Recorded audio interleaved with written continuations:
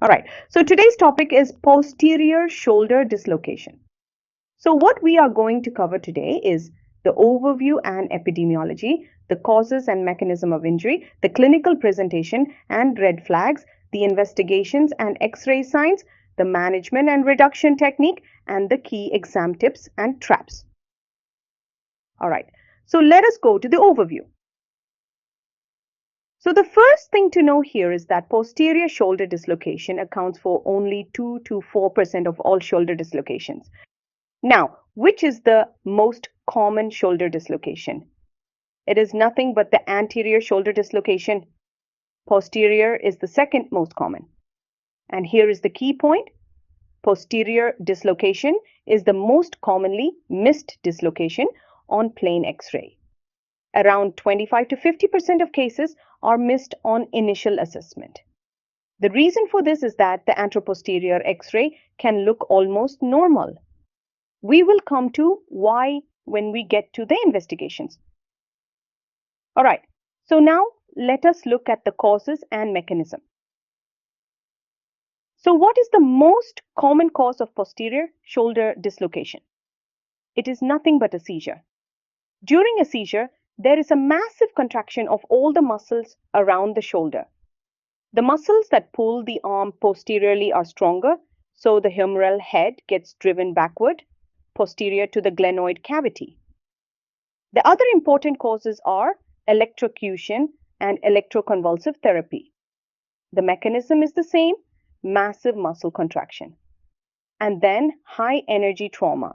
For example, a dashboard injury in a road traffic accident or a direct blow to the posterior shoulder. So if you see in the vignette a patient who had a seizure or was electrocuted or received electroconvulsive therapy and now presents with shoulder pain, you are going for a diagnosis of posterior shoulder dislocation. That is very, very important. 50% of posterior dislocations are associated with a seizure disorder. Always take a detailed history and ask about seizures. Now, the mechanism drives the arm into a classic fixed position, internally rotated and adducted. Now, adduction means the arm is closer to the body, not away from it. In anterior dislocation, the arm is abducted and externally rotated. In posterior dislocation, it is the opposite. Arm in internal rotation and adduction. All right, so now let us go to the clinical presentation. So on examination, what is the key clinical finding? It is nothing but the loss of external rotation. The patient cannot externally rotate the arm, not even to neutral. That is the hallmark sign. You will also find flattening of the anterior shoulder. What this means is that the normal rounded contour at the front of the shoulder is gone. It looks flat. And there is posterior shoulder fullness. You can feel the humeral head sitting posteriorly in the joint. In terms of red flags, always assess axillary nerve function by checking sensation over the deltoid and check axillary artery integrity by palpating the radial pulse. And if the dislocation is bilateral, always think seizure or electrocution. All right, so now let us go to the investigations. So what is the investigation of choice? It is nothing but the X-ray. And here is the critical point, the anteroposterior X-ray. Alone is insufficient. You must always request the axillary view or the Y-scapular lateral view. The axillary view is what confirms the posterior dislocation. It shows the humeral head sitting posterior to the glenoid fossa. Always request this view. Do not miss it. Now, on the anteroposterior X-ray, there are 3 classic signs you must know for the exam. Number 1, the light bulb sign. On the anteroposterior X-ray, the humeral head appears round and symmetrical, like a light bulb.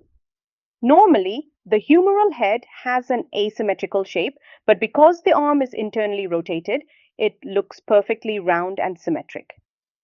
Number 2, the rim sign. A curved line at the glenoid rim. created by the posterior humeral head pressing against the posterior glenoid lip. Number 3. The trough sign. A vertical groove on the anteromedial surface of the humeral head. This is the compression fracture from impaction against the posterior glenoid. This is also called the McLaughlin lesion or the reverse Hill Sachs lesion. So if you see in the vignette a question asking you to identify the X-ray sign in a posterior dislocation, the three to know are the light bulb sign, the rim sign, and the trough sign. All right, so now let us go to the management. The management is urgent closed reduction under procedural sedation or general anesthesia. Do not delay reduction. The reduction technique has 4 steps. Step number 1. Apply traction in the long axis of the humerus in the direction of the deformity, that is, with the arm in internal rotation and slight adduction. Step number 2. While maintaining that axial traction, gradually externally rotate the arm. Step number 3. Apply anterior pressure to the posterior humeral head to push it back into the glenoid. Step number 4. Apply gentle lateral traction to disengage the humeral head from the posterior glenoid rim. After reduction, what do? Number 1. Post-reduction X-ray, axillary view to confirm the head is back in position. Number 2. Immobilization. And this is very, very important as an exam trap. The brace for posterior dislocation is an external rotation brace. This is the opposite of anterior dislocation, which uses a sling in internal rotation. Do not confuse these two. The external rotation brace is worn for 3 to 6 weeks. Number 3. Physiotherapy, early range of motion in external rotation. Number 4. Work up the underlying cause. If the cause was a seizure, the patient needs an electroencephalogram and a neurology referral. And if the McLaughlin lesion involves more than 25% of the humeral head, surgical stabilization is required. Do not attempt repeated closed reduction in that case.